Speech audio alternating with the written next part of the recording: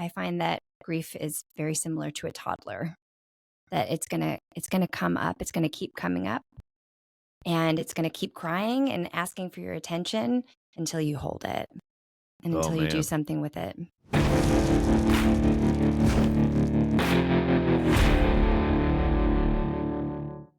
Welcome to the Men's Alliance podcast. Men's Alliance is a growing movement of tribes across the nation that meet weekly for rugged outdoor workouts and a real-world devotion around a fire. If you want to be a part of what we're doing, join us at men'salliancetribe.com, where you can find a tribe near you or come to one of our Start the Fire weekends. So check us out at men'salliancetribe.com. Now stay tuned for this great podcast. Welcome to the Men's Alliance podcast. I am Dave Mills Goose, and with me today, special guest, Johanna.Stamps. Hello. Johanna, welcome. Thanks for you. being here. Thanks for having me. And, I was introduced to Johanna through our mutual friend, Mike Flynn, and he's been on the podcast a couple times. Some of you may remember that. And Johanna is a grief coach, amongst several other things, life coach. And you've got this cool story of how you kind of specialized in that. But hearing that you do grief coaching, I was really excited to get you on the Men's Alliance podcast, because just in the past couple years, we have had so many men, it seems like, going through so much grief. Because you're doing life together. That's right. And just last night, even around the fire at the tribe I was at, I was just kind of hit by remembering all the different things I've heard men share at that fire, at that fire pit. I've heard men talk about the loss of a marriage, the loss of a spouse through death, the loss of children through death, parents through death, loss of jobs. Just so many different things have been opened up and discussed there. And I don't think we're really good at understanding grief, what that is. So I'm excited about you walking us through some of who needs to grieve, why do we need to grieve, how should we grieve, all this stuff. And I know you've got this great roadmap to take us on today. So I just wanted to kick things over to you. Tell us first just a little bit about yourself and your background and how you came to become a grief coach. Yeah. Well, I was thinking also about, like, you get to have a cool name, Goose. Can I be like Phoenix, like rising from the ashes? We can work on that. So I wasn't sure if it was something that the Women's Alliance was allowed to do, but that was first and foremost what came to mind. And 25 years in working with business, I have this really weird golden thread of working with men in business who have a vision or have a desire for legacy. And that has been kind of across the board for 25 years. That's what I did in one way, shape, or form.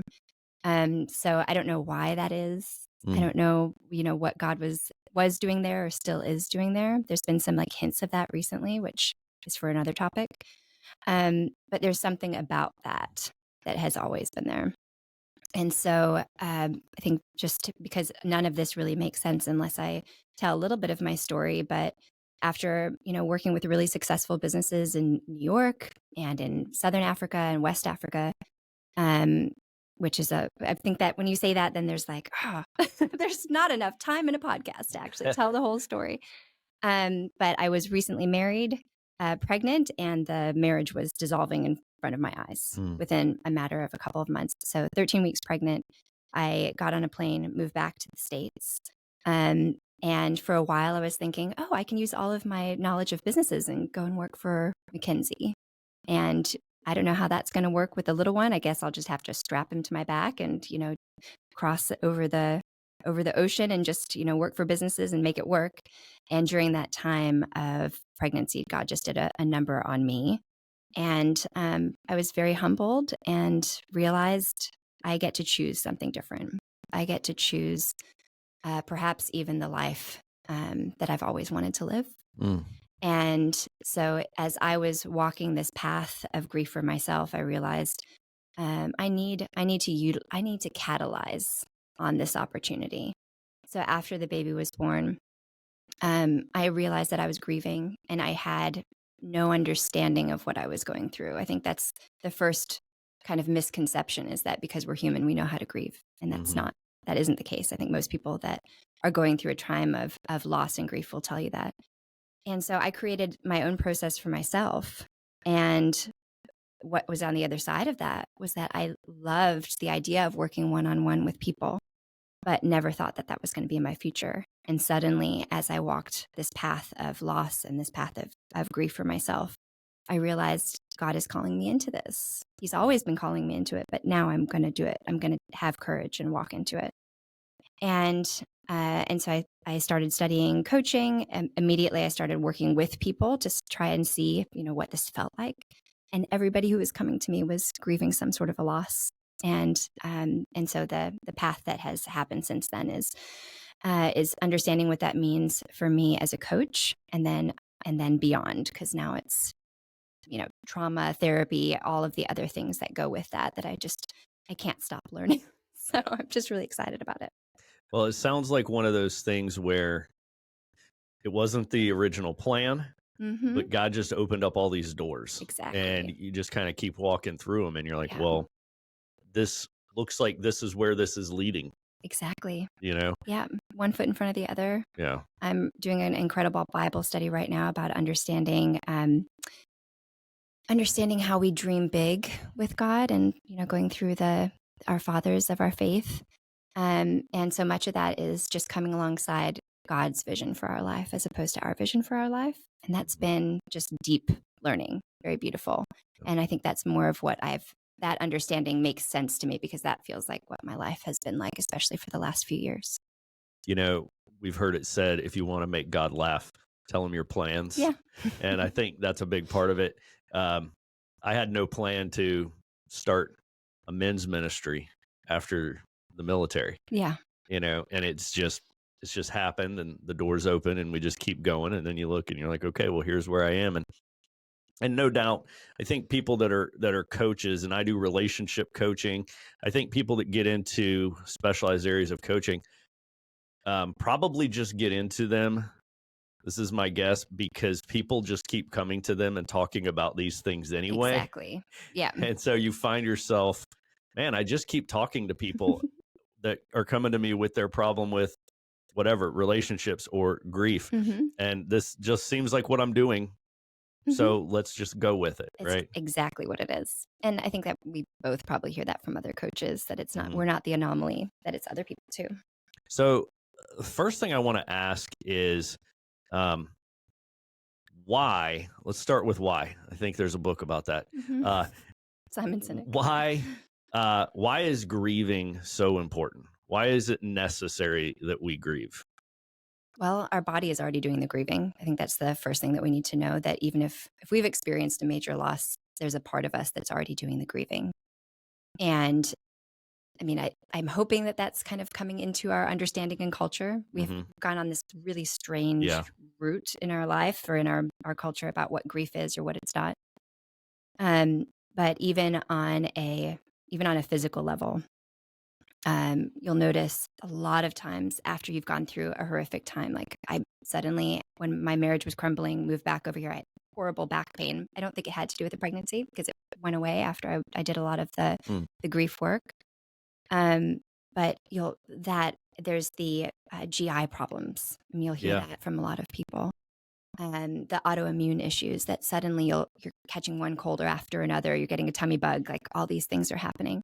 And there's a lot of science now around it, that when we're under incredible amounts of stress, that this is happening to our bodies, that we are experiencing grief on mind, body, and spirit.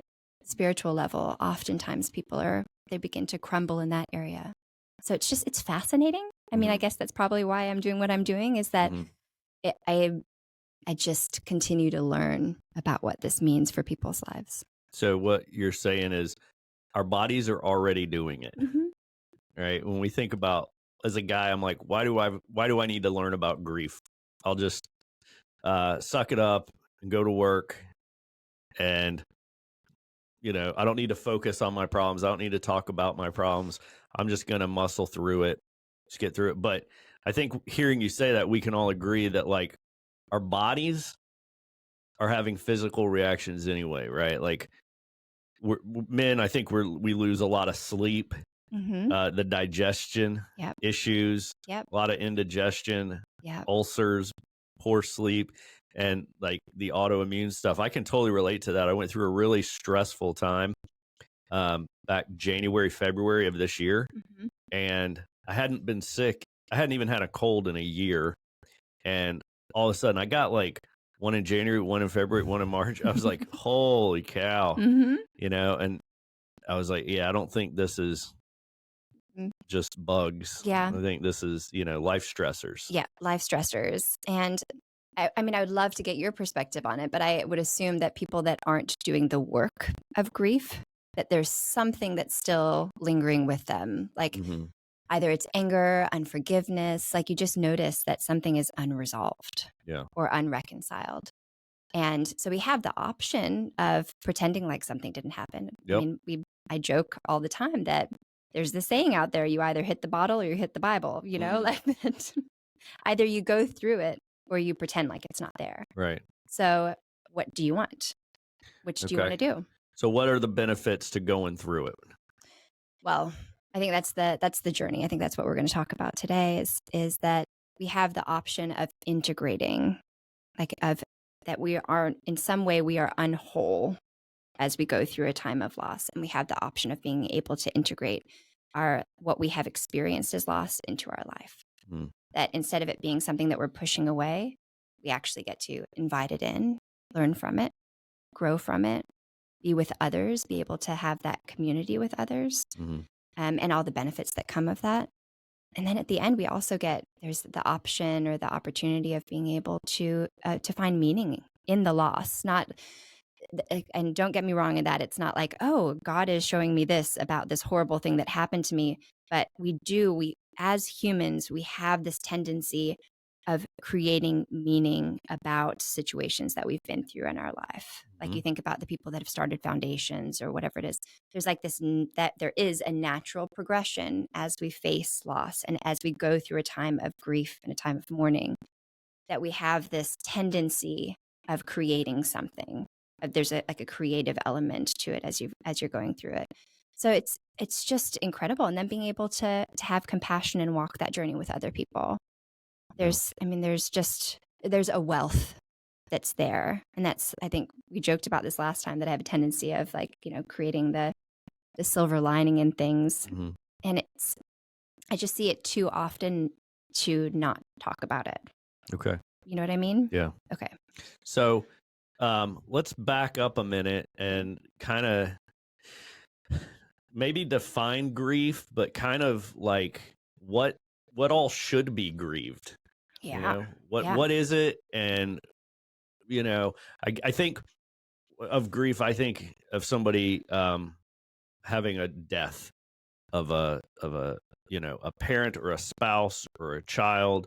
I'm like, okay, these are huge, right? These are the biggies. Yeah. These are the big ones that they're obvious, they're no brainers. But what else is maybe the stuff that should be grieved that's not quite as obvious? Yeah. And the thing I say all the time is, if you loved it and lost it, then grieve it. And we were just joking that I have no idea if that was a God thing or if that was something that I read somewhere along the way. But it just rings true in these conversations and in the conversations with clients, that often people will come to me and say, well, but why? Why am I feeling this way? I mean, I lost a pet. Like, why do I feel like this? But if that is the major loss that you've ever experienced in your life, then it is going to hit you hard. Mm-hmm. If you haven't lost a parent, if you haven't lost a child, if you haven't had a miscarriage, if you hadn't, whatever it is, then obviously it's there, it's prevalent in your life, but it can be from anything. I mean, for me, it was loss of marriage. Mm-hmm. For others, it's like I said, miscarriage. It can also be loss of finances. Mm-hmm. We've had a sudden change in finances. Like the list goes on. If there's loss of job. Exactly. Yeah. Yeah. So it's incredible to see like what actually does have the weight in people's lives, and how many things we actually say, well, I shouldn't be grieving this. Yeah, I think that's a common line, is we tell ourselves what we shouldn't be doing. Yeah. But it's like, where did we get that notion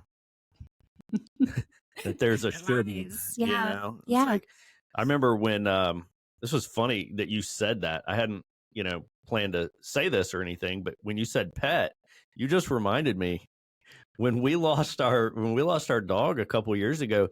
I remember it hit me harder than I thought it was gonna. Mm-hmm. I kind of always thought it was silly when I saw people posting stuff about how sad they were because Yeah. their dog died. And I just Yeah. remember thinking, what? That's kind of, and then my dog died. And I was like, ooh, okay, that was that was harder than I thought, Yeah.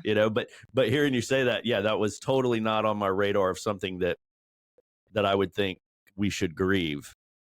But when you say it, I'm like, yeah. I mean, it was sad for the whole family, right? The kids are crying, I'm crying, and so there's probably a lot of other things like that Mhm. that I'm not thinking of in terms of, man, we should give that its proper recognition. I mean, even retirement for Yeah. men. I mean, that is a huge issue, especially today.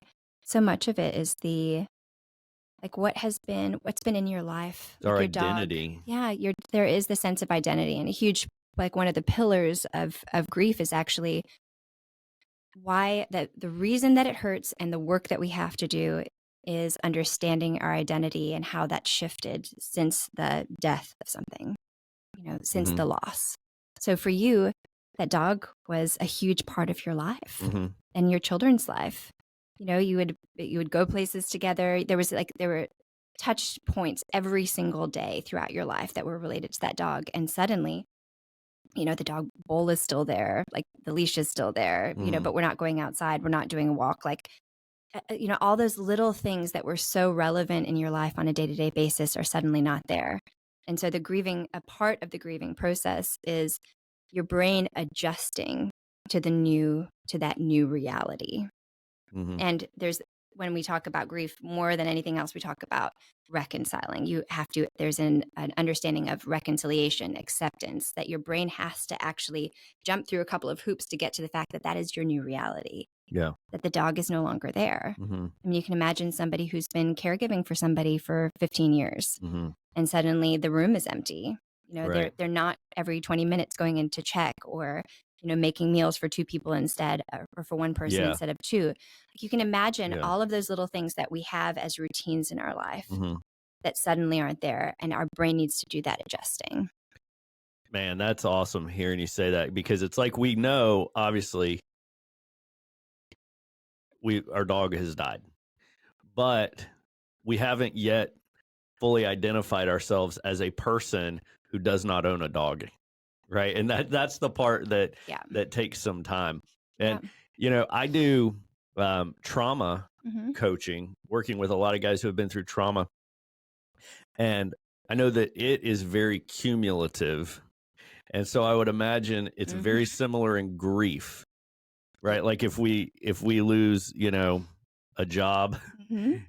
and a pet and a loved one, kind of all in, it builds. They're all adding up, and sometimes we'll snap, we'll lose it over something really tiny and small. Well, obviously, it's not that thing. It's Hmm. that everything's added up. So Yeah. I think sometimes we can easily dismiss each little piece of, what do we call them?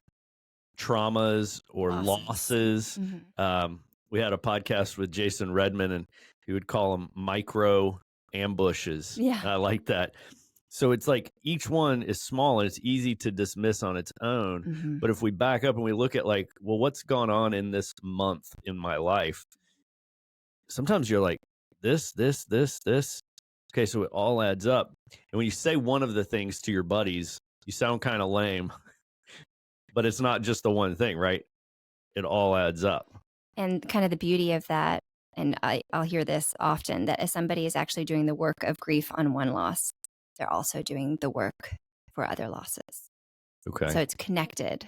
There's something about grief that, like, one loss connects to the next loss. And so once you start doing the work, you start doing that reconciliation work in other areas of your life, maybe even without you even noticing it or knowing that you're doing it. Okay. Does that make sense? Yeah. Okay. And it's encouraging, because that sounds like You don't start anew at the beginning with Yeah. every single one of them. Yes. Like the work you've done in one area is going to help you. Yeah. So I'm thinking So- of the widow that was a doctor that had never grieved the losses of patients under his purview, or under his on his watch, I guess would be the way to say it. And as he was going through the work, he was also doing that grief work as well.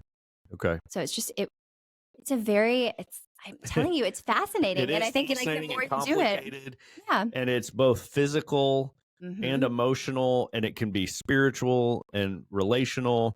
So it really Everything. touches every area of us. Yeah, and I think that's one of the, as somebody is going through a loss, to actually just ask the question of what are you experiencing cognitively, affect, so emotional. What are you experiencing in a spiritual realm? What are you experiencing physically? Because that's the beauty of it, is that you only have to deal with what's coming up at that moment. You don't have to, there's no healing grief all in one sitting. If we did that, we would explode. Like, Right. we're not meant for that. We've never been meant for that. I think that's why, God shines a light on the things that need to be healed in our life in general, if we allow it. So this is the same sort of tendency that it's okay, this is what's coming up. So deal with that one thing now. One step at a time. Yep. One day at a time. Yep. Just keep moving forward. Exactly. So you have written this. Okay, I love how you've worded this. Yeah. Yeah, grief is like an epic hike through a desolate land. Yeah. It's the journey through, and you've got these 7 steps about, really your goal is integrating the loss into your life. Exactly. Not just getting over it. I think maybe that's a poor term. Well, guys like to fix things, right? Yeah. So this is the key for how we can fix this. I mean, Okay. this is not a like let's just wave the magic wand. Right. This is if you are somebody who really likes to fix things, which is most men that I have in my life, then this is your game plan for doing that with some grace. I mean, this isn't a now do this now. Well, in some sense it is, but grief is a circuitous route through the wilderness. That's really well said. It is a circuitous route.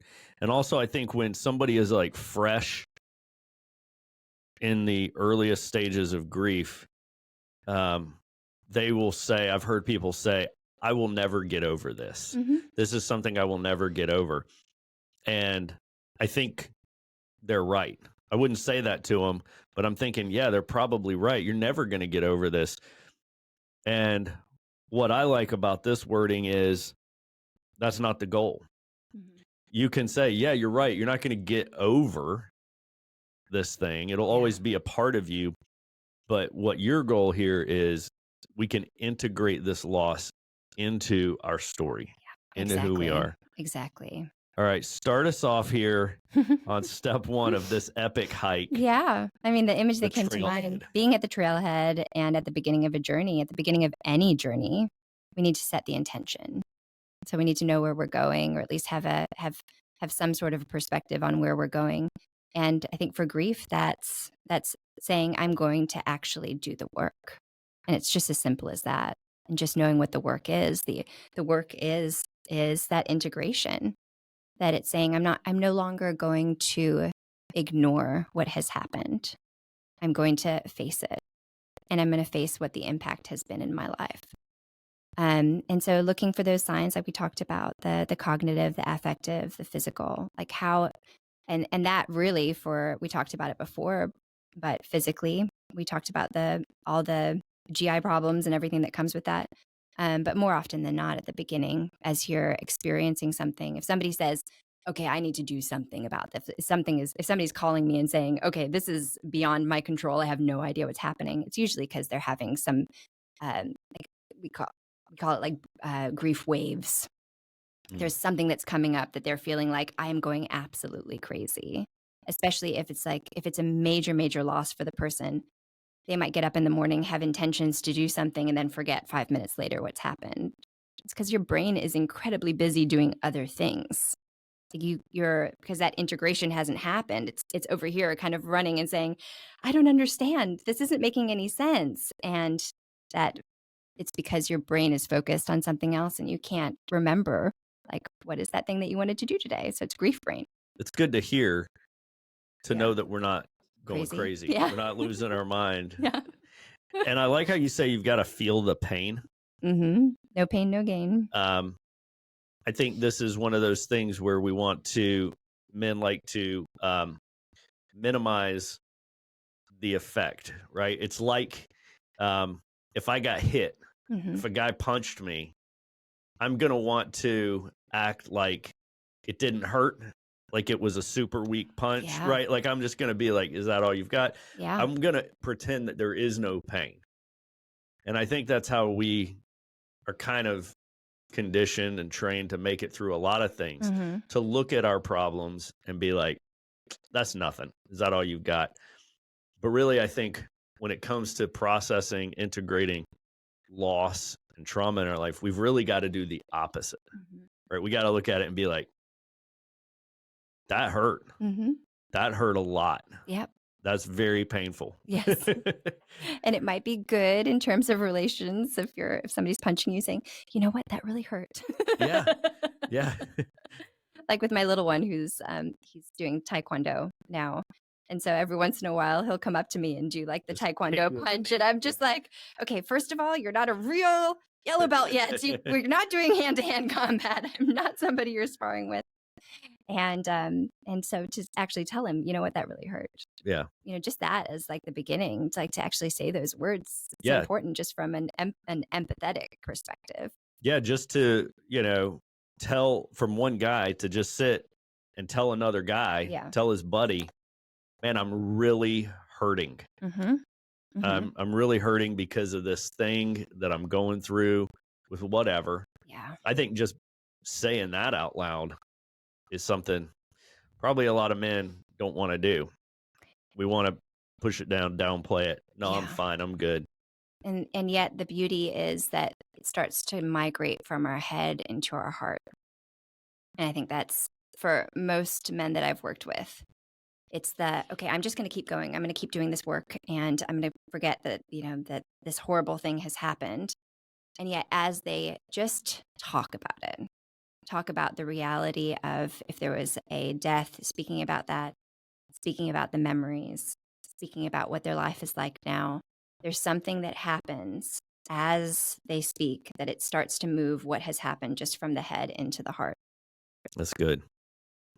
All right. Step 2. The map. Look at the map. Yeah. And I wrote next to it that it's magical because it's kind of like, I don't know, it seems like something from Indiana Jones or some sort of a fantasy novel, but that it's almost as if the map begins to appear as you're walking.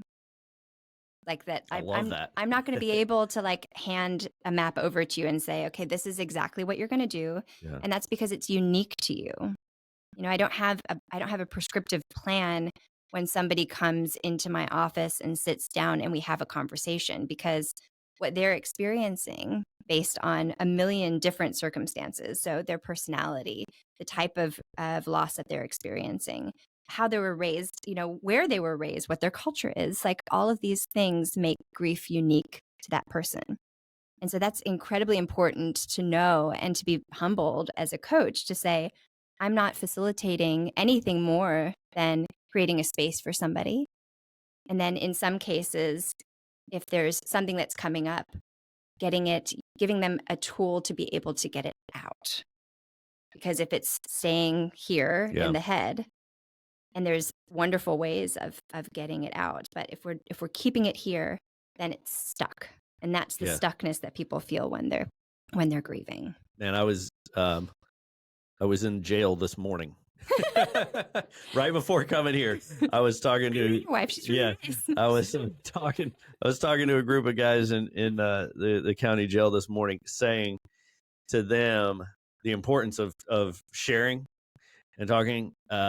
The stuff that you don't communicate owns you. Yeah, the things we keep inside, they grow. Yeah, they gain power. And oftentimes their size and power is an illusion that we feel. And when we speak it out loud, it diminishes, it shrinks. Mhm. We see it. Oh, you know what? Even just hearing myself say it, it doesn't sound like such a big deal when I say it out loud. Yeah. So I love hearing you say getting it out from being stuck in your head. Yeah. Yeah. Well, and also just we have so many misconceptions about grief.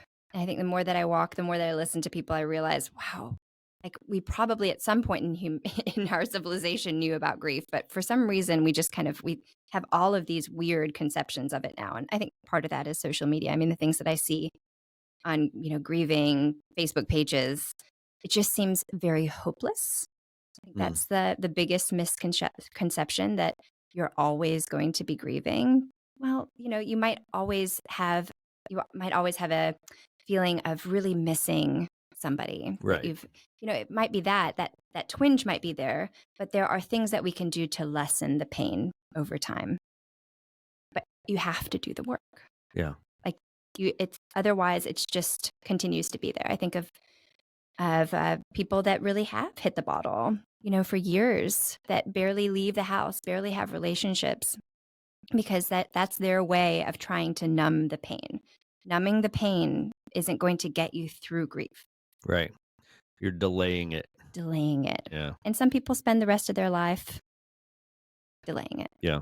and they don't get to experience what's on the other side of that. And I say that, like, take that with a grain of salt because of the rest of our conversation. But I mean, there really is a lot to be said for what happens when people do this work. They're changed. And in a lot of ways, people can get through this. And there's a deeper understanding of humanity. There's a deeper grace. There's a depth of understanding of their relationship with God. Like, and that's why it's a little bit magical, I guess, as Yeah. well. And, when you say doing the work, a big part of that is talking Yeah. and saying it out loud. Yeah. And now here's something that you've got written that I really like. Don't look for stages. So I think those of us who we don't know that much about grief, Yeah. we know about the I know. stages. That's the one thing that I kind of know. everybody talks about. Yeah. So everybody's like, oh, I'm in, denial or acceptance. And there's Yeah. jokes made about it, there's good, I think there's a good episode in The Simpsons where he goes through like all the stages in like one conversation. Yeah. So tell us, why should we not look for the stages? Yeah. And I think if Dr. Kubler-Ross, who wrote the stages, or wrote on death and dying, and then on grief and grieving, and I think there's the stages of death. I mean, I am not working in that realm yet, but I think there was a lot more connection there, as people are going through terminal illness, which we will all die at some point. So, but from a grief perspective, I mean, first of all, as a coach, and I'm sitting here, imagine what that does if I have those stages in my mind, like, oh, that person is at anger, they must be there.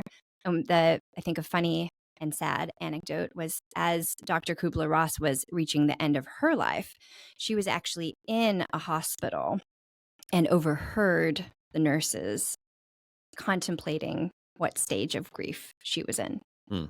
And at that point, she realized, okay, something is missing.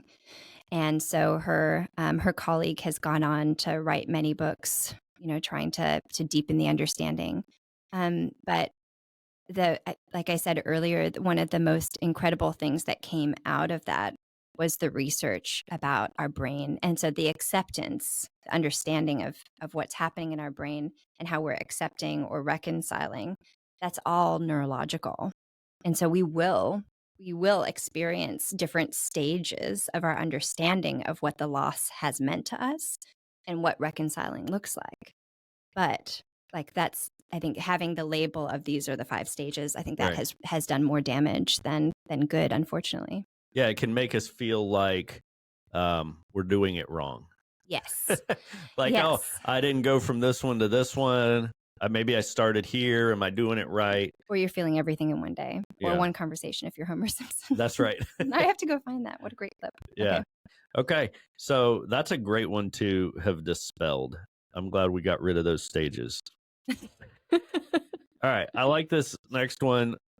Small doses. Yeah, begin as it comes walking. up. Yeah. One thing at a time. Yeah. So as we begin walking through that desolate land, it's saying, okay, like we said earlier, just dealing with the one thing as it's coming up. If you're a guy and you want to fix something, then what is that? What is the physical element that you're feeling today? Talk about it. Do something about it. What spiritually is your spiritual life tanking? Speak to somebody about that. Talk to God. What is that? What is that thing that needs to get out in order to move that forward? So just doing one thing at a time, and then sometimes to create something or to do something. And this is really important, especially if you've lost a loved one. And I think also one of those fascinating scientific things is that I'm sure you read Body Keeps the Score, but our body even knows the dates of things and when it happened. So I'll have a client that's like, something's not going right. And we'll realize that when she was let's say caregiving, and as she was caregiving, there was a rhythm, like her mother would go to a certain place at a certain time of the month.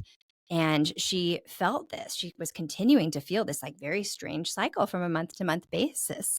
And so as we uncovered that and just what her body was experiencing and why she was feeling the way that she was, as we were able to shed light on that, then that feeling was identified, and then it was removed for the most part. I mean, once she saw what was happening, she was able to then move on from that and from that understanding what her body was doing.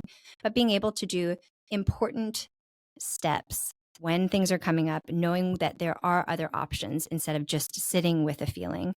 Like if you have somebody who, if there was a loss that happened abruptly, so writing a closure letter.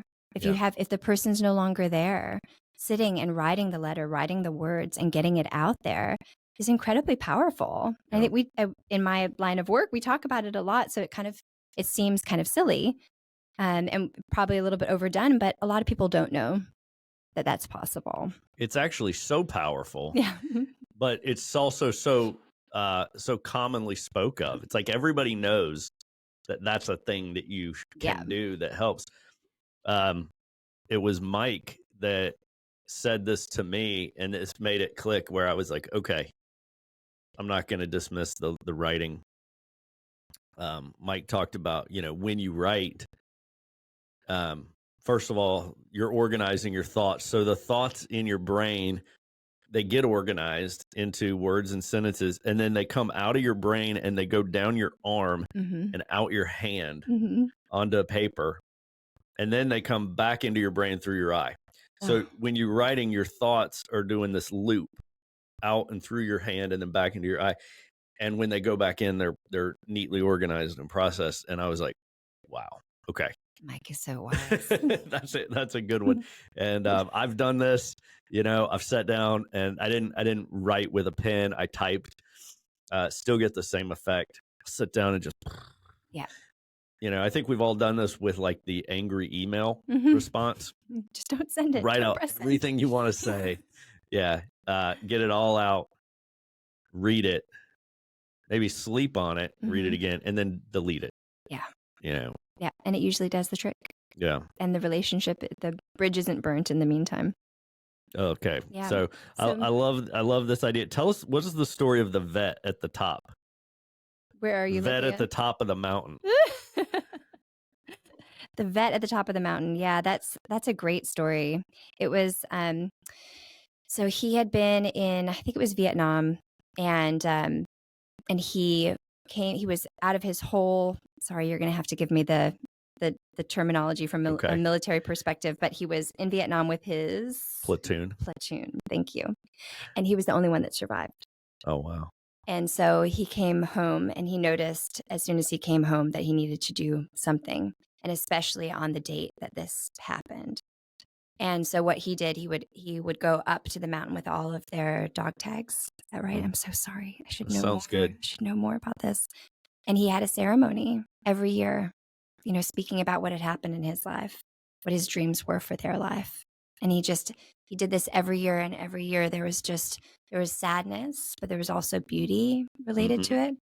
But it was that act that he created something that he could do. That it wasn't just like that the day came and he was just like... He wasn't sitting inside drinking. No. He climbed a mountain. Yeah. That's integrating it into your life, Yes. right? Yeah. Because I mean, I probably could not count the number of people that I've heard of at this point that have come back from war and have used money from the government, stocked up their room with beer and had a pistol close by Mm-hmm. and had the option, Mm-hmm. like that was it. We don't do well with one or two options. That So, book right over your right shoulder, The Shadow yes. of Death. Yeah. Does that have Yeah, that? we had that guy on the podcast with the exact story. Yeah. He was drinking, put a gun to his head, Mm-hmm. and was about to end it. He goes to a VA counselor, Yeah.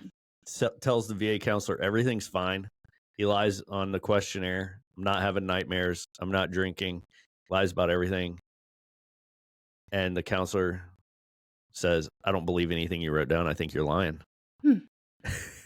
Started the process of changing his life. Was somebody with the courage to kind of call him out. Yeah. And not just say, oh, okay, you're not having any problems, you can go. Well, he chose to go in to see the counselor anyway. Right. Yeah. He's there. He's there. So the counselor's like, the door. yeah. Something. Right. So that is a story that is way too common. Yeah. And I think there's too many of those that don't end in the way that one did. Right. Or in the way that people live to tell me about that's where they were. I really like that story that you just told about the guy climbing the mountain. I'm going to be thinking about that all day. He created something. He created his own ritual, his own ceremony. Yep. And I'm sure he didn't get it right the first time.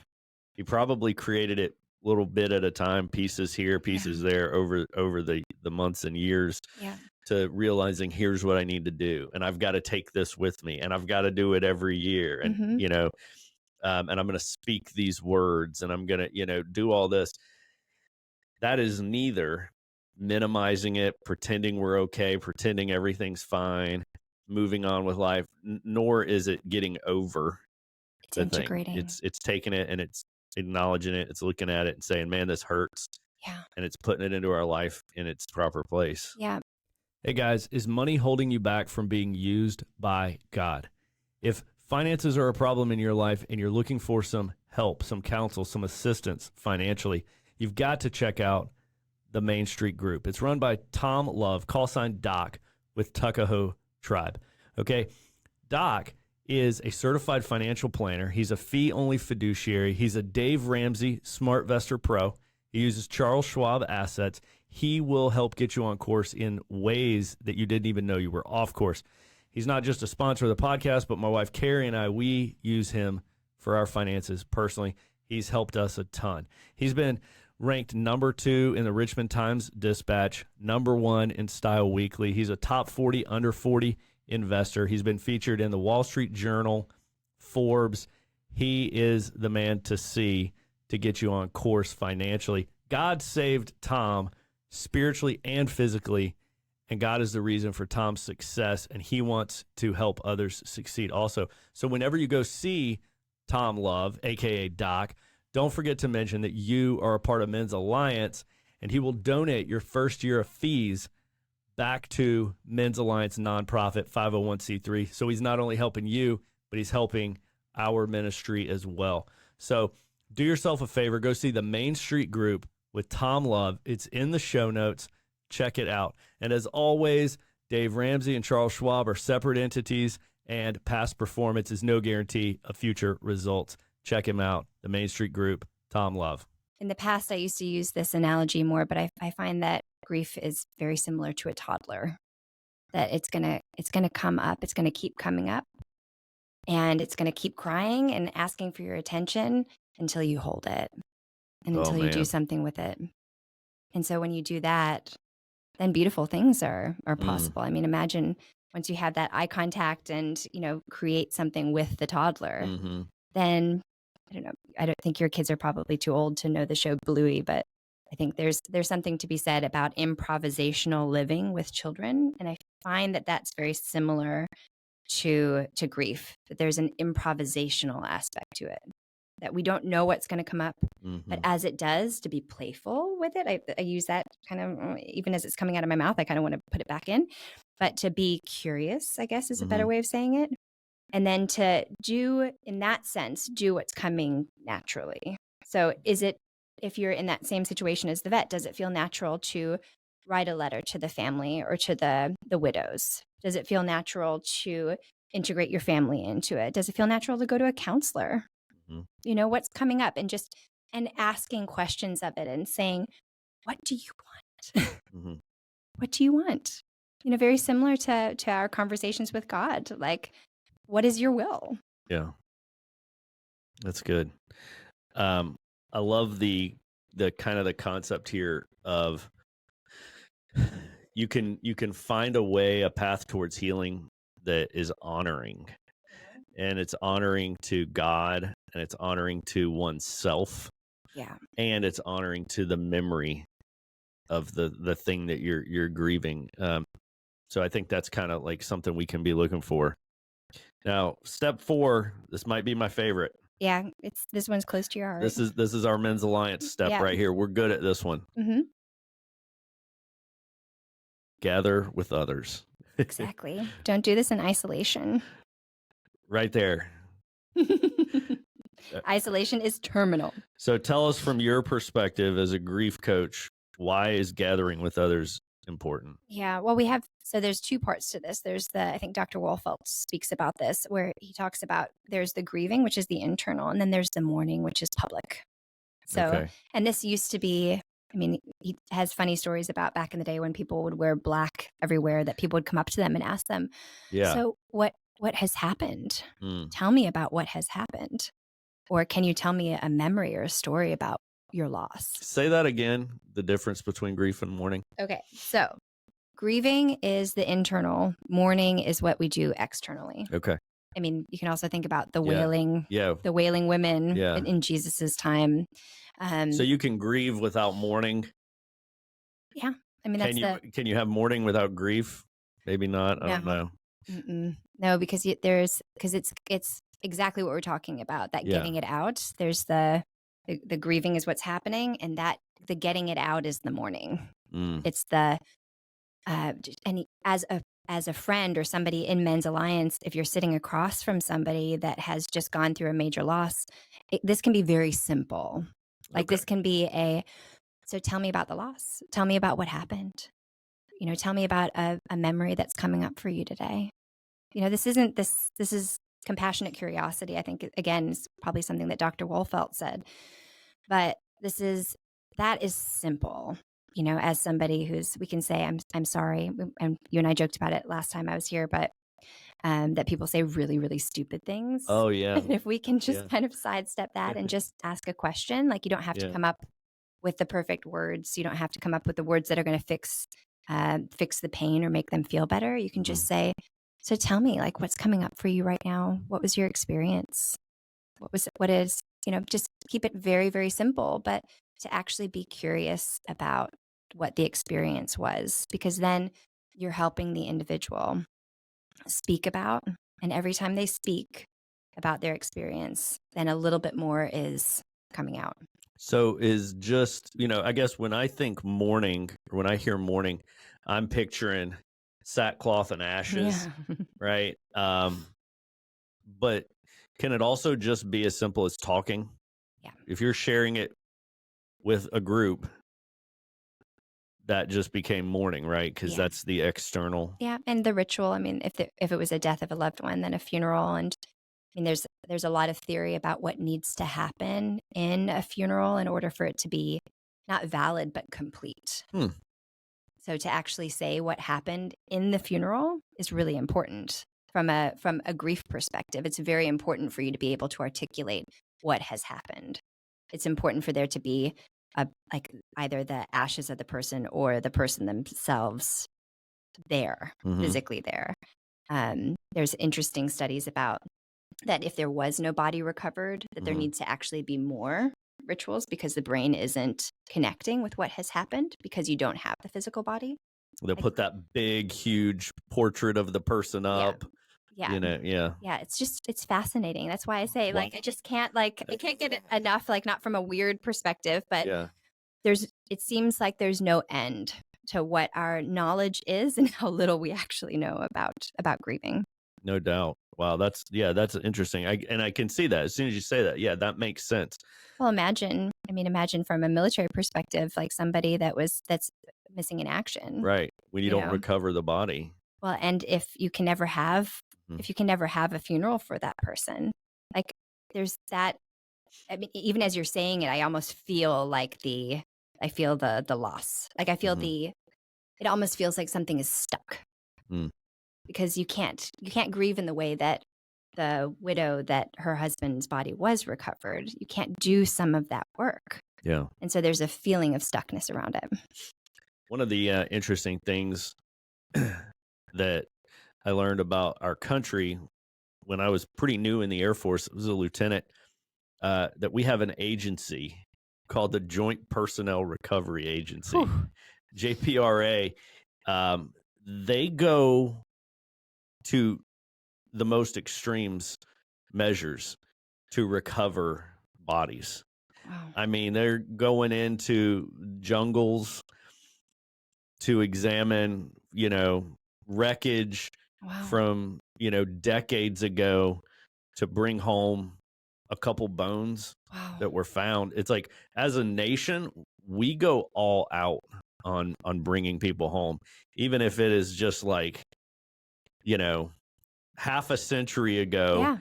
3 bones in the middle of nowhere. Man, we will send a team over there to get them and bring those bones back. There's a sense of irony that like that we Yeah. actually go to huge extremes, Yeah. but we have little to no knowledge about why we do that. I think you're right.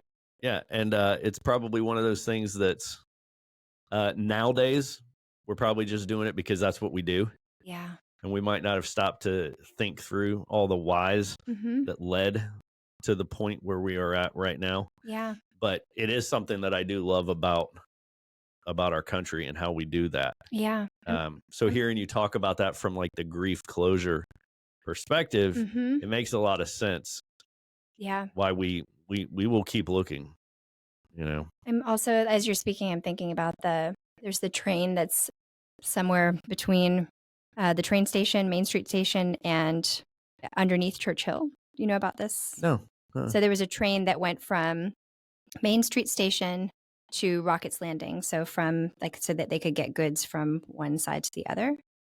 And they tried it on a number of occasions, but they kept having issues with the actual tunnel that was dug, and it kept kind of collapsing. And at some point, I'm not going to remember the date, but the last train did go through and it did collapse. And so there's bodies that are underneath there, and there's just been a new outcry of people saying we need to go in there and get the train out. Oh, I haven't heard this story. I'm gonna have to look Yeah, this up I now. think there's something that's happening this week Like, how as long well. ago are we talking? Is this like 20s, I think, the oh, 1920s. okay. All right.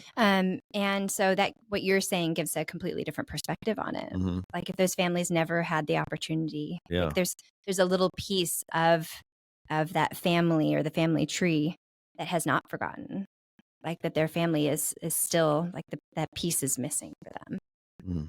I don't know. Yeah. Yep. So grieving with others, and I Yeah. love the difference between mourning and grieving. That's good. So Yeah, it's helpful. so we can officially say that at Men's Alliance we mourn.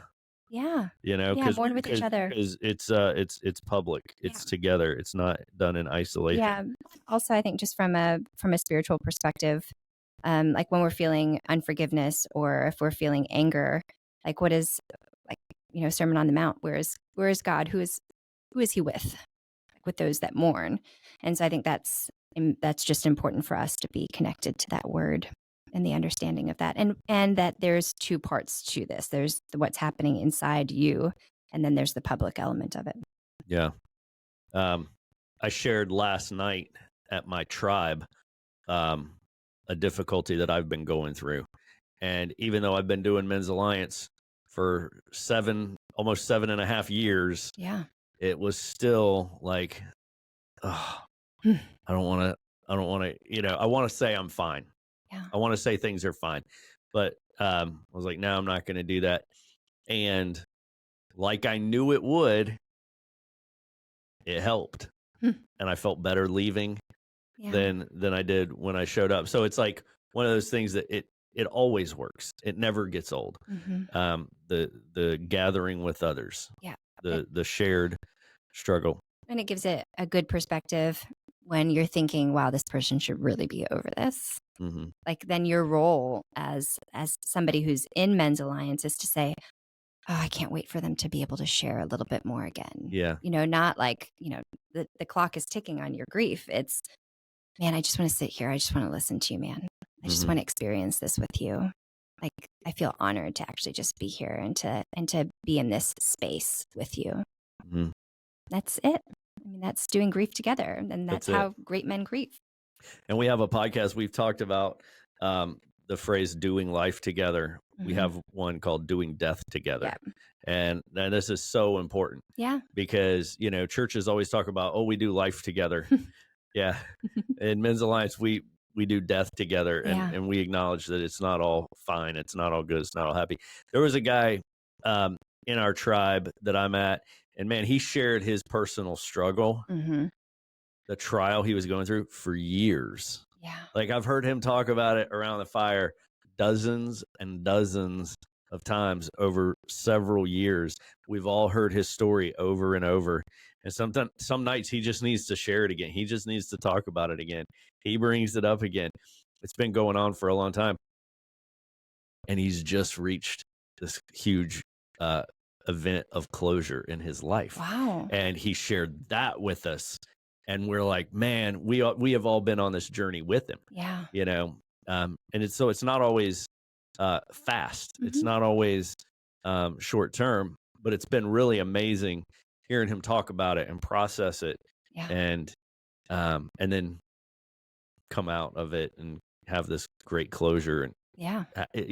not every trial that we grieve gets a nice ribbon tied on the top and Mhm. packaged up, but his is. So that's cool as well. Yeah. And it'll be interesting to see what his life is like Now now.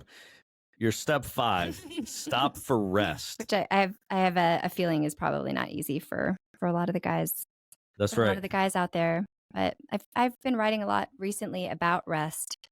And I think the beauty of this is, well, when you're walking through the wilderness, when you're walking through a desolate land, there are going to be points where you just need to get sustenance. You need something for the journey. And so that could just be creating space for yourself. I think I'm writing a lot recently about creating a life of rest. I think mainly because I Mhm. want that for myself. As a single mom, I feel like we have this, overarching idea that we're frantic women that will run around and we'll never see the end of it. Yeah. And I want to see if there's something different, that I could create a life of rest for myself. So what an incredible potential outcome for somebody as they go through this, to listen to their body, to listen to their mind and their spirit. And when your body says, I need to rest now, to go ahead and do it, Yeah. to find the space for it. I mean, last week on a nice day, we went over to our favorite little beach over in Hampton. And for about 20 minutes, I just got to sit there and just listen to the waves and just align my breath with it. And it just does something for you, just to create those spaces of rest for yourself. And so that, more than I think anything else, to be able to listen to that part of your grief, because you get what you need in order to do the journey.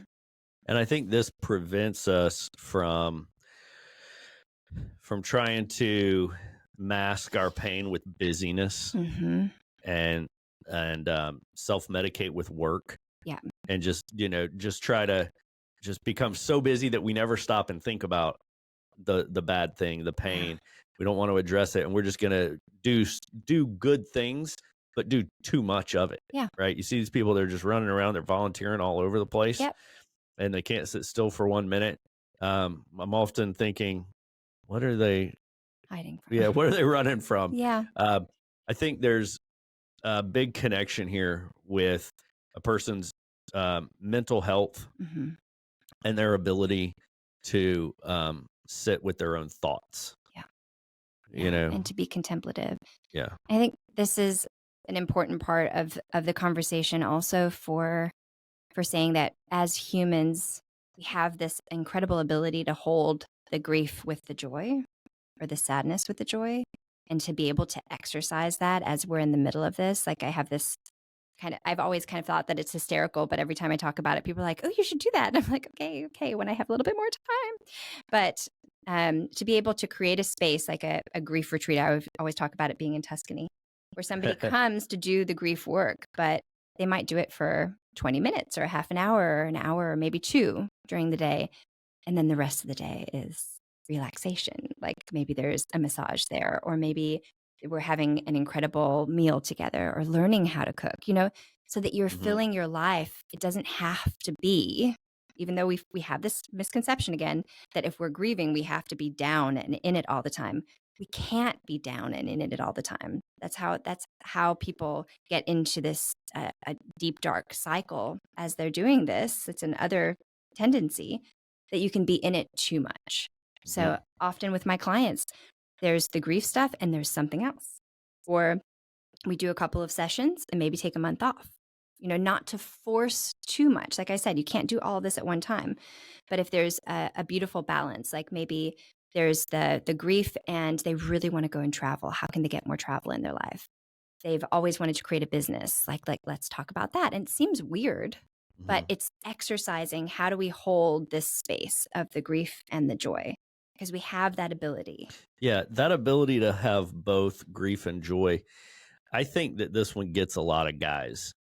I talk to guys who are sometimes, they're like, I'll say the word disappointed, they're kind of surprised, but they're disappointed in themselves for not crying. Yeah. So this was like one of the things when I thought about doing a podcast on grief, I was like, oh man, we got to talk about this. A lot of times guys will say, they'll say to me, I didn't even cry at my dad's funeral. I didn't even cry when my mom died. That kind of shows that they had some thought that they were supposed to. The word even, right? Like and so then they're thinking that maybe there's something wrong with them because they didn't grieve the way people in the movies grieve when this happens, right? So we've got like this cultural preconceived pictures in our minds of what grieving is supposed to look like. And then when grief hits us, we don't always really feel that way. Yeah. And then we feel guilty because we're like, I must be there's something wrong with me. Yeah. So I'm, and to hear like even to the point of not crying, but feeling joy. Like there can be actual joy. It's okay to still be happy. It's okay to have a great meal. It's okay to sleep well at night. It's okay to go on a trip. Right? I think we need to hear that. Guys need to be given permission. Hey, you might not cry. You might not be a crier. Right? That's okay. Or you might be. Or you might cry like crazy. Yeah. Right? Big nasty crying. And that's okay too. It's like whatever. Don't be so hard on yourself. Kind of give yourself permission to grieve however you're going to grieve, right? Yeah. Well, and a lot of it is like we talked about earlier, it's our brain catching up.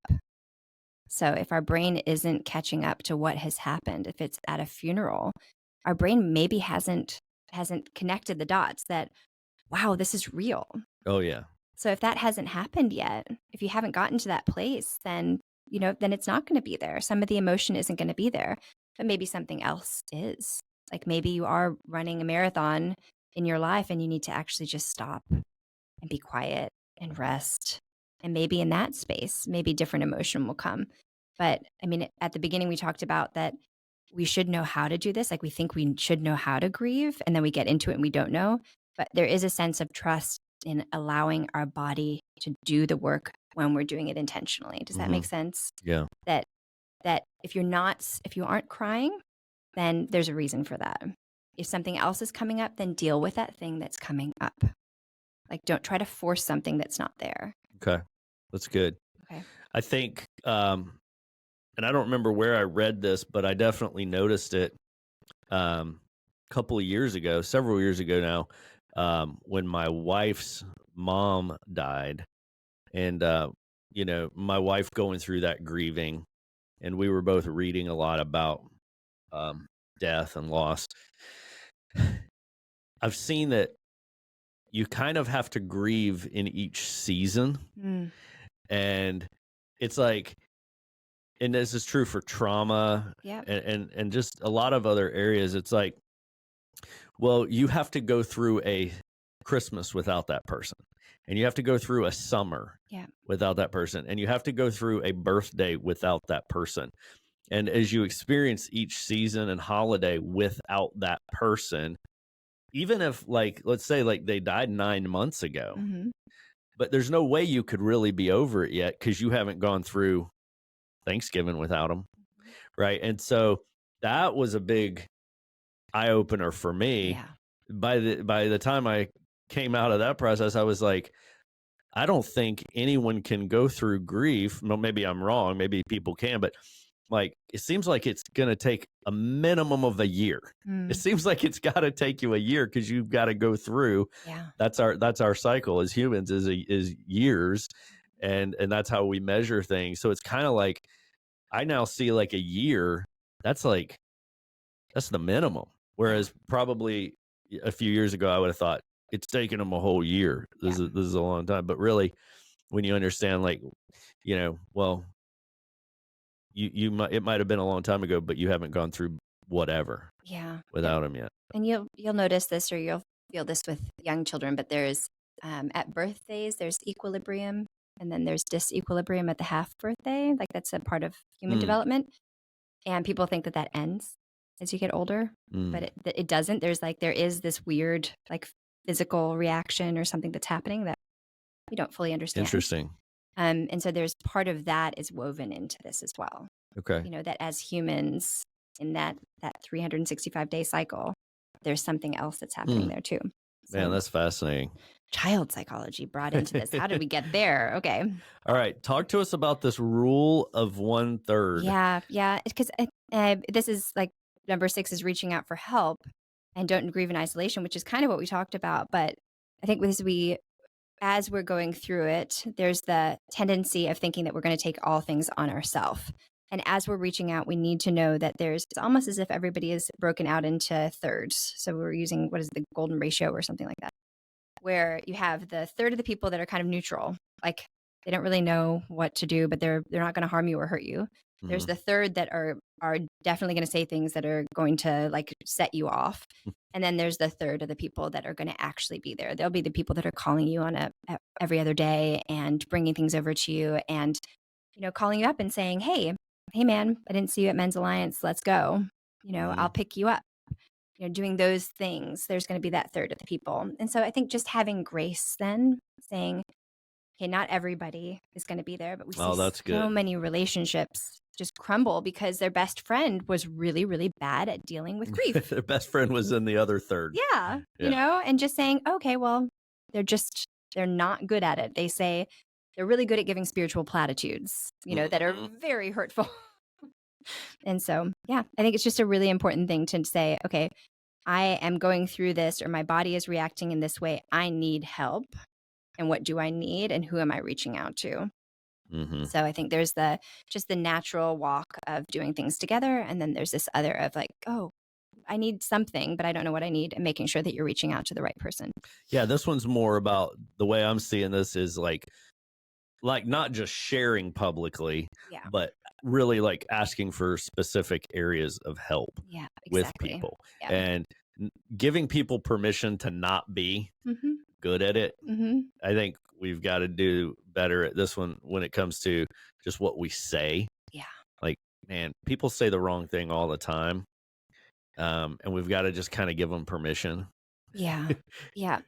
And you I know, I end up coaching people around the time if it was a loved one's terminal illness, as they're getting ready to kind of cross that threshold into the individual dying and what's on the other side of that. There's my dad's from Texas, and so our family from Texas says, "Oh, bless your heart, aren't you precious?" hmm There's that thing that they say, which can mean you are as dumb as rocks. yeah, That's kind of like this masked thing, but it's so powerful for somebody because oftentimes we don't know what to say when somebody says something to yeah, us, and then it becomes an extra trauma or an extra grief or an extra loss on top of it when your best friend says, oh, God just needed an extra angel after your child dies. Like Awful. horrible things, like Yeah. horrible, horrible things that are just like, maybe they didn't even realize what they were saying, or they thought they said the most perfect thing and it's just untrue and really biblically like horrible. Theologically awful. Exactly. And it's emotionally It awful. is. And so just being able to have that come back and to forgive immediately, to give grace and to forgive immediately. Because the last thing that you want to do is to have something else to grieve.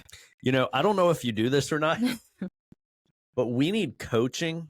We need grief coaching for what to say and what not to say when our friends are going through loss and Yes. grief. Yeah. If you're not already doing that, you should put together something for men. Yeah. What to say when our friend is loses a loved one or is going through a divorce or loses a job, and what not to say. I feel like we need a little primer. Yeah, we need a primer on don't say Alliance. this, say this. Well, definitely don't say, how are you doing? Because that puts, and just imagine the amount of pressure that's already on that person. And then to have an other pressure of saying, okay, let me sit here and be introspective about how am I doing? Let me tell this. I want to give this person a good answer. Yes. Like, and it's, there was a woman from Delta Cares. I can't remember her name right now, but she's fascinating. There's a whole other story there, but she, that was her understanding, or the way that she views it, is that we are adding pressure, that we're putting so much on the individual that is already going through so much, as opposed to taking that weight on for ourselves. Right. Like, and asking something simple,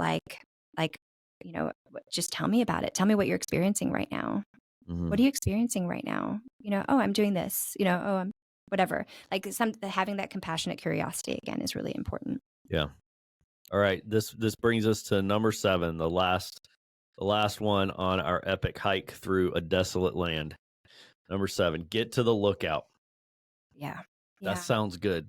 Yeah, it sounds good. It sounds, I mean, my brain is going back to what you just said about the gentleman that's in your tribe, that, for how many years, how many times has he told you his story, and then he finally had a breakthrough. Yeah. It's finally being able to say, okay, I'm not just looking down, I'm looking back and looking forward. Like, there's this opportunity to, as we're walking this path of grief, to always be able to see those milestones that we're coming to. So this isn't I got to this place, I have checked a box. This could be 2 weeks out from the funeral and you're finally crying.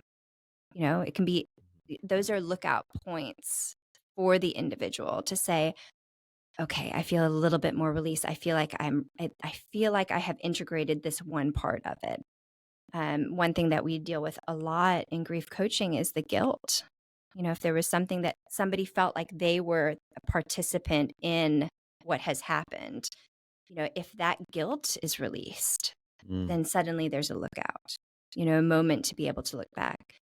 And then, I mean, at some point, like we talked about, if you're grieving with the intentionality, if you're grieving with hope, there's a possibility that there might be in that reconciliation new meaning. And again, this is not to create meaning to the suffering. I mean, God has blessed a number of people with reconciling that element of things, but that is very far-fetched, just to put it out there, just to say, okay, God, why suffering in the world? I mean, do you have an answer? Do you have a good answer? We just, we have these big questions that are out there. So not that sort of reconciliation, but okay, there is a sense of meaning, and a new sense of meaning and purpose in my life at this stage. Yeah, this idea of our identity. In here, I have found this one is the big one for me. This one is the most important one, because, and I've used this as this is like a tool I've used for so many things in life, from like training for a big triathlon. Yeah. If you're trying to do something that does not come naturally to you, whether it's training for an endurance event or processing loss and grief, you're trying to get yourself to do something that's hard and doesn't come natural. I think about what kind of person do I want to be? Ooh. Who am I? How does the man that I want to be handle this? Mm. And that to me is like, okay, that's where it's like, it's real now. I'm gonna do it, because I'm not gonna be, a person who's going for a run today because they have to run today. I'm Yeah. gonna go for a run today because I'm a runner, Mm-hmm. right? Yeah. And when you think about loss, it's like, okay, I'm going through a really hard loss right now. How am I going to do this? I'm David Mills, and here's how David Mills is going to handle this. Yeah. He's not going to get bitter, resentful, or Mhm. angry. He's not going to give in to his depression and Yeah. sit inside and drink. He's going to make himself go to his tribe tonight. Mhm. And when he's there, he's going to talk about it, and he's going to share what he's going through, Yeah. and he's going to exercise, and he's going to, meet with his buddies and all these things. Why am I doing these? Is it because I feel like it? Because I want to? Heck no. I'm doing it because I've decided that that's what my character is going to do. You're a Right. griever. This is going to be my identity. Yeah. I'm going to be a guy who does this. Mhm. And I think if we can tell ourselves that message Yeah. enough, that's how we do it. That's how we become it. Is we decide, this is how I'm going to do this. And I feel like that's almost like the microphone drop moment is that's how great men grieve, with intention Mhm. to actually say, for this portion of my life, I am a griever and I'm going to do it well Mhm. because I want to be able to model it for my sons, my daughters, my wife, whoever else is in my life. Because if I do it, then I give the opportunity for other people to do it well too. That's so awesome. I think of, what is the story I want to tell? Yeah. What's the story I want to tell about this 20 years from now, how I handled this? Absolutely. And, this goes for so many things. Hmm. This is also a great tool for, I would say, dealing with any temptation. Hmm. Anything that you are tempted by. Picture yourself 5 years from now. What's the story you want to be able to tell about how you handled this Yeah. moment? Yeah. When you were, you know, you were at work and you could have taken this and no one would have known. Hmm. What's the story I want to tell? Yeah. And we become the man we want to be, one little step at a time, one little decision, one choice, one action. Absolutely. Yeah. There's a great exercise that people do, especially with adolescents, but having them take like 5 or 10 steps away from a wall and then have them physically look back and say, okay, it's 10 years from now. Who are you? Mm, And to make that image. And then what were the steps that you need to take in order to get there? So it's not like it kind of goes back to the kind of underlying of everything at Men's Alliance, that there's a physical aspect to a psychological and a spiritual exercise. Does that make sense? yeah, it does. And I think that's important to have actual physical representations. Yeah. I'm thinking back to the veteran climbing the mountain. Yeah. Right. He's physically moving himself, and he's, we talk about the mountaintop. Mhm. Well, he's literally, Going to the that's mountaintop. what we need sometimes. Yep. Yep. And maybe, maybe that's the calling for whatever somebody's going through today, to actually take that opportunity to get in your car, drive to a mountain, and just see things from a different perspective. Maybe That's awesome. maybe that's the creative step for today for whatever you're going through. I love it. Well, Johanna, thank you so much. These are great 7 steps, and I know that guys are going to want these. Guys Yeah. are going to be interested in these. And your website, Johanna.Stamps.com. Mm-hmm. And that'll be in our show notes. If you're checking this out on YouTube or Spotify, you can click on her website. If you guys are going through grief, maybe this podcast, you've realized that you've got some that you haven't really processed, that you've been just kind of pushing down and ignoring, and maybe that's part of the root cause of a lot of other problems you've got going on, is that undealt with grief, and you might want to take a look into resolving that. We're here in the Midlothian, Virginia area, where you can find Johanna. Probably do virtual work as well. I have clients on, I think, 4 different continents. Yeah. So yeah. So you can reach out to her no matter where you live, and we'll put these 7 steps that we talked about today in the show notes as well. We'll link you to that. So, Johanna, thanks again Absolutely. for coming on the Yeah. Men's Alliance podcast. This was awesome. Thank you for having me. Such an important topic that we just don't talk about enough. Nope, but we did it today. We did it today. Awesome. All right, guys. You know, the big things here are constant Men's Alliance things, right? Get out of isolation. Talk about what's going on. Be real about your struggles. Helping other men. That's a part of a tribe. And, you know, I think it's better to say, if you don't know what to say, it's better to say something than nothing, right? I'd rather you come up to me and get it wrong than not be there for me at all. So whenever a guy's going through something, hey, just go up there, give him a hug, say, I'm here for you, bro. And you can't go wrong with that. I know it's always tricky to know what to say when a guy's going through a loss, but you know, I think this is just the beginning of an important conversation that we need to continue on, and getting better at doing life and death together. So, guys, even when you're having the worst week of your life, or I should say, especially when you're having the worst week of your life, that's when you got to get to your tribe. So I'll see you guys around the fire. Thanks for listening to the Men's Alliance podcast. We hope to see you in one of our tribes or at one of our unforgettable weekend experiences. So join us at men'salliancetribe.com.